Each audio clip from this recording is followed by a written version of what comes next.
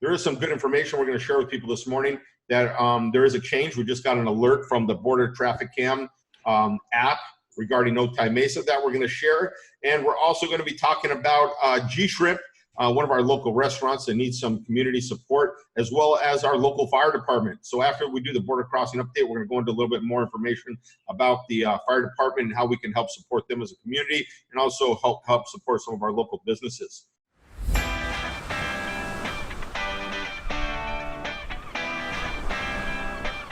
All right, good morning, Louis. How are you, sir? Good morning, Kanoa. I'm doing well. How are you?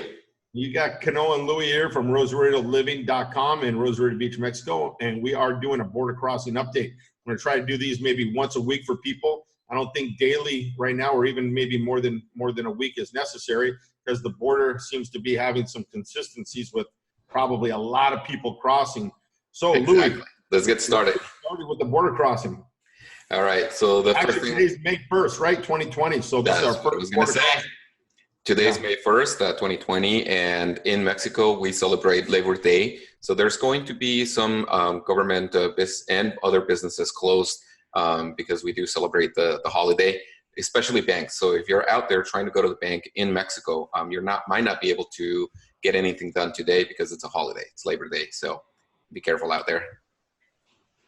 The other thing I want to share with you guys is, obviously, you can always find our border traffic pages in both RosaritoLiving.com and Baja123.com.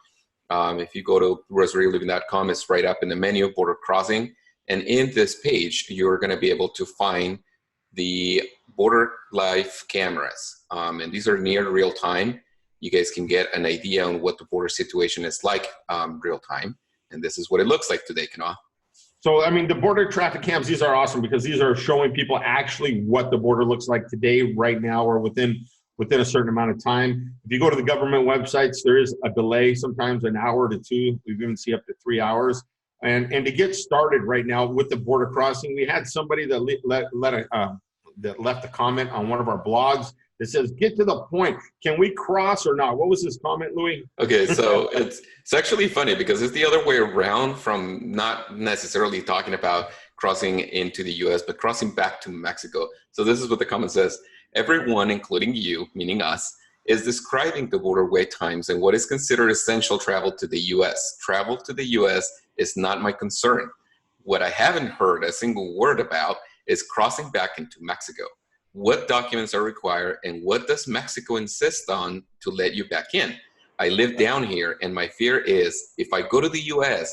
and can't get back to my home here. So this guy lives here in Mexico. So he lives here in Mexico. He's wanting to cross over to the U.S. and going, what's it going to take for me to come back into Mexico? Yeah, and I guess the answer to that is, as far as we know right now, nothing. I mean, you're going to have a visa, right? You just have to have I don't think they're asking for papers or anything at the car entries. I think in the pedestrian lanes, I have heard that they are wanting people to make sure they've stopped people for visas. Right. So obviously we want everyone to be legal and that they're crossing.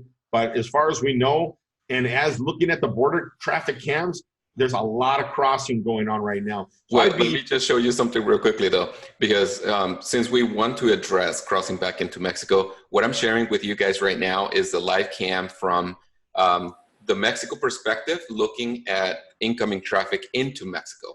So there's basically no line going into Mexico right now. There's no line. And I've talked to a few friends who are crossing, including the doctor. I think we talked to him this morning about it this morning. He went to the U.S. yesterday and coming back, he said there's no delays, there's no traffic. They're not asking for pretty much anything other than if people are coming down to visit, to get their visitor visas. Obviously have have all your documents, have your passport, your IDs, your, any kind of visas, anything that you need. I mean, always have that with you right now, specifically right now, because you never know what situation you're going to come in. So as long as you've got all your documentation with you, you're probably not going to need it, but it's better safe to have it than not to have it. So that's all we got to say as far as, coming into Mexico. Let's take a look at going out of Mexico right now, because that's really mind-blowing. Well, look at that. There's a lot of traffic. This morning, you made a comment and said, I don't know if the cameras are working. That was one of the funny things, is because I had the camera up on my screen and I didn't see any of the cars moving. And I started wondering if maybe the plugin wasn't working or the camera was stopped. And then all of a sudden I see like one little tiny car moving, and I was just in awe. I mean, holy guacamole, people. Look at all the people that are crossing into the U.S. So there is a ton of traffic. And that's the San Ysidro live cam. San Ysidro. And typically at the Otay, there's less traffic, or we usually see less traffic, but I think that's not the case today. Yeah, so all of this, there's a lot of essential traffic, I guess, of traveling going on, going back and forth. So if you guys are concerned about the borders being opened, they are open. There's a lot of people crossing right now. Leaving and going into the U.S. seems like it's back to normal. Coming into Mexico, it seems like, once again, it's back to normal. There's very little traffic or wait coming in, and it seems like a pretty long wait time leaving. Actually. Exactly. Also, you were talking about an alert that you received from bordertraffic.com. Yeah. If you guys haven't seen or heard about it, we talk about the bordertraffic.com app. We think that's what we're looking at. We're looking at their live cameras right now. You can actually get that on your mobile device. We're not sponsored by them or anything. We know them over there. They're cool people. We love the service. We use it. And we suggest if you're going to be doing a lot of border crossing to use it. It just makes it simpler. They actually sent us an alert. You get an alert from them if there's anything going on at the border. I got an alert this morning. I shared that alert with you, Louis. Yep. I don't know if you're looking at it. It's not really displaying too well on the screen. I don't know if. Okay, so let me try to do this again.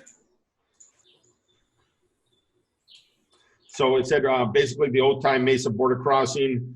Will operate from 6 a.m. to 10 p.m. effective Saturday at 10 p.m. Yeah. So I guess they're closing the border crossing at Otay at night. It looks like so after 10 o'clock, it's not going to be any crossings, right? That's going to be interesting. So people need to be prepared if they want to cross into the U.S. using the Otay border crossing location. They just need to be aware of what their schedule is. So you guys, I just want to make sure you guys are clear. I got this alert from the bordertraffic.com. I don't know if this is, I haven't heard it from anywhere else but them. So I just want to be, cautious with any information that's being shared right now. Let's make sure that it is correct. But I did get this from them probably no more than 10 or 15 minutes ago, but do verify that. I would try to probably look on the government websites to just confirm that information. And we will bring you up we'll bring you any information as we get more information about it. So let's actually look at the crossing times right now. Yeah, speaking of the government website, that's what we're taking a look at right now. And as you can see, there is 160-minute delay on the passenger vehicle standard lanes at the San Ysidro border. We only have 3 lanes open, and it seems like this is as of 11 o'clock a.m., which is fairly recent. And looks like it's back to normal.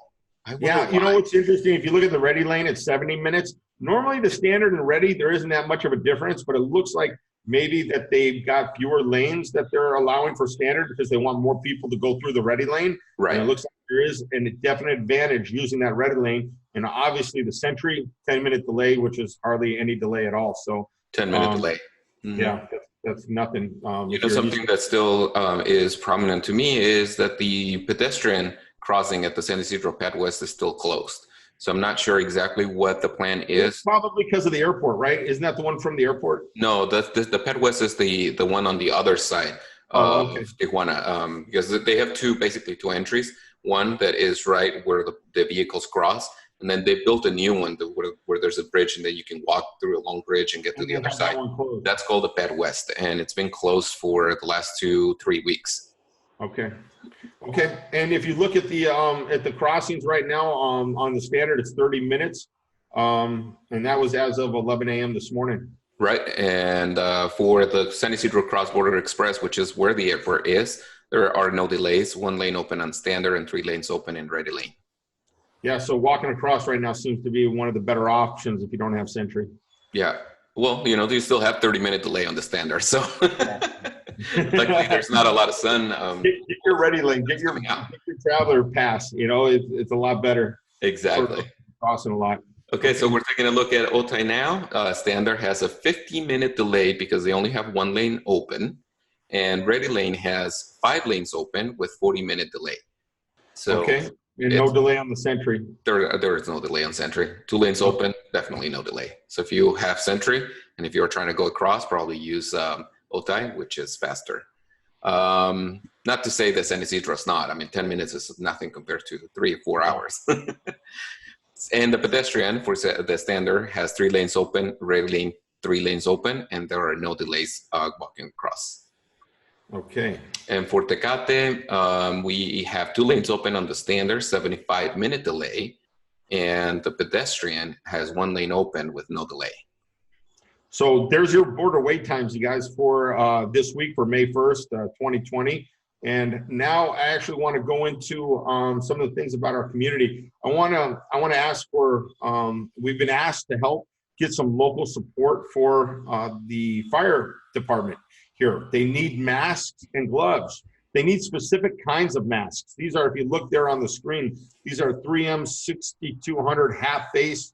These are reusable respirator, and then gloves. And the fire department, they are here for us. We had a pretty big fire season last year, and they really showed up and helped out a lot of people and did a lot of help for everybody. And they're asking for our help now. And we know we got fire season coming up, and there's a lot of people out there supporting, doing, giving donations and a lot of different things that are happening. I want you guys to please put the fire department in your list of places to help donate to. Make sure when you're donating directly to the fire department. They've got their contact information there. We'll also put it in the link. You can go to the fire department and make your donations directly.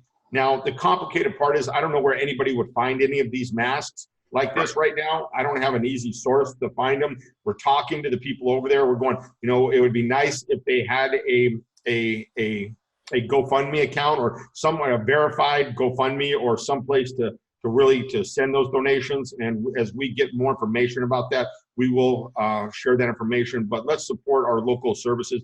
These guys are going to put themselves on the line for us. Let's make sure we can do everything we can to help them out. And they already are, because they're the ones that are assisting.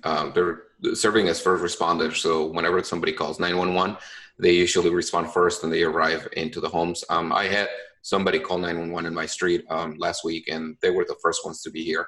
So definitely, you guys, these people are very important to us for the community. So hopefully you guys can find a way to help them. And one of the things, if you don't have the ability to like donate or share or donate, to this, share this information. Help find the people that do. So share this video, share this flyer. Tell as many people as you can in our local community to get the word out. Let's support the local firefighters. I think this is a great cause, and these guys are really something that we should be putting our minds around. I'm telling you, you don't miss them until you need them. Right. Exactly. And then when you need them, you really want them. So let's think about these guys before we really need them, which we do need them right now. Let's just get them what they need so that they have the equipment that they can stay safe and serve our community. Especially if you guys or anybody goes out to the U.S. And are already crossing, and they have the ability to find these items, it would be very helpful for them to bring them across into Mexico. Wow, that would be amazing. If people could go over there and source these and be able to bring them and donate them and bring them directly to the fire department, I'm telling you, these guys, I'm sure they would be more than happy to be able to take care of us, to give them the right equipment so that they can do what they need to take care of all of us. Exactly. Okay, Louis. Also, one of the other things that I want to say, you guys, being a small business owner is so tough. I mean, in these uncertain times, it is such a challenge, and my heart goes out to all of the small business owners. They've dedicated so much to getting those business started. They usually they don't make a lot of money. They're usually running on very little profits, and right now with the crisis that we're in, it's going to be so hard for so many of our small businesses. Our restaurants are a really big part of our community here. And right now, GShrimp in Rosarito, I've been watching these guys since the first when they came out. They've really put a lot of effort into their business, and they're asking for the community support to, to be able to stay in business, to be able to make payroll, to be able to pay rent, all those things that we all have to do, even though everybody's shut down. And so right now, if they kind of put a call out to go, hey, you guys, they're struggling right now. So if you guys are out there and you're looking for takeout orders, right now would be a great time to go to GShrimp and do a takeout order and show your local support for not only the community, but for the local business owner. And I hope that they do stay in business. I really love having them as part of our community.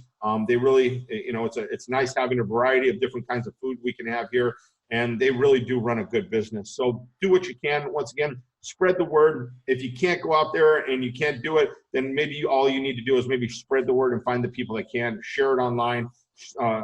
Get some support around these people, and let's see what we can do to help them. Yeah, one of the things to notice is they do have their menus in English. So I'm right now scrolling through his Facebook page, and they do have an English menu. So you guys wonder, what it all means. It's very simple to order, and they do have delivery options. So hopefully this is going to help everybody to, get some creative. Guys, the food is amazing. It really is for what they do. It's really good food. So I highly recommend, if you haven't tried it, give it a try. If you've already tried it, go back there and order some of your favorite items. Anything else, Louis, that we need to share today? Well, you guys, we want to remind everybody to stay home is the best way to stop the spreading of the virus.